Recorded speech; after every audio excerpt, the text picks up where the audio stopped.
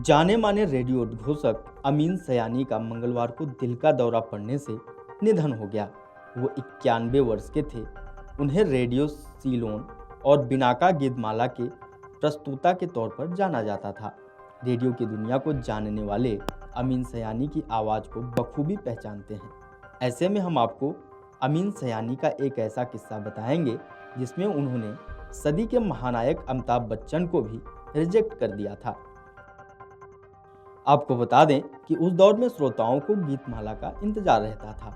Radio पर फिल्मी गीतों के कई कार्यक्रम आते थे, लेकिन अमीन सयानी के गीतमाला कार्यक्रम जैसी प्रस्तुति किसी और रेडियो कार्यक्रम की नहीं थी।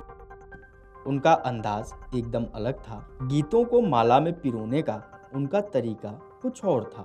उस दौर के तमाम गायकों, गीतकारों, संगीतकारों से साक्षात्कार लेने का उनका अंदाज भी श्रोताओं को बेहद पसंद आता था। ऑल इंडिया रेडियो में उनका काफ़ी दबदबा हुआ करता था। किसी को ऑल इंडिया रेडियो में रखने या निकालने का निर्णय भी अमीन सयानी की सलाह पर ही लिया जाता था। इसी कारण अमिताभ बच्चन का जॉब एप्लीकेशन भी उन्हीं के पास गया था। अमिताभ बच्चन उस समय अपने करियर की शुरुआत ही कर रहे थे। उन्होंने फिल्मों में किस्मत आजमाने से पहले रेडियो में अपना भविष्य बनाने की सोची और रेडियो प्रस्तोता बनने की चाह लिए ऑल इंडिया रेडियो के स्टेशन जा पहुंचे। उस दौरान Amin Sayani all India radio के अनाउंसर हुआ करते थे। अमीन सयानी ने एक बातचीत में बताया था कि 60 के दशक में मैं एक हफ्ते में 20 शोज किया करता था। इतना ही नहीं, मैं रेडियो प्रोग्रामिंग के हर प्रक्रिया में शामिल था। इस वजह से मेरे पास बिल्कुल समय नहीं हुआ करता था।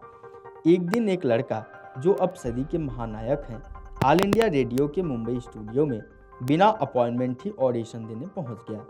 मैंने उनकी आवाज़ सुने बिना ही उन्हें रिजेक्ट कर दिया था। अमीन सयानी ने आगे बताया कि कुछ समय बाद मैंने अमिताभ बच्चन की फिल्म आनंद देखी। तब मुझे उनकी बेमिसाल आवाज़ का अंदाज़ा और अपनी गलती का एहसास हुआ। उन्होंने कहा था कि आज मुझे उस इनकार का खेद है, लेकिन मुझे लगता है कि जो हुआ वह हम दोनों के लिए अच्छा ही था। सोचिए, अगर वो रेडियो की दुनिया में आ जाते तो मैं सड़कों पर होता और उन्हें रेडियो पर इतना काम मिलता कि भारतीय सिनेमा अपना सबसे बड़ा अभिनेता खो देता।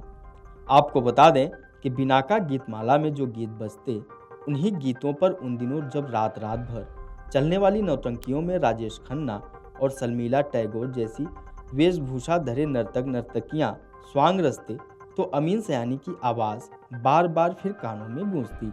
उनका हर पायदान पर बजने वाले गीतों का जिस अंदाज में परिचय कराना और उसके चलते उन सुपर हिट गीतों के गीतकारों और संगीतकारों के नाम याद हो जाना भी कुछ कमाल ही नहीं था। बिनाका गीतमाला से मेरा ये परिचय साल 1975-76 के आसपास बना।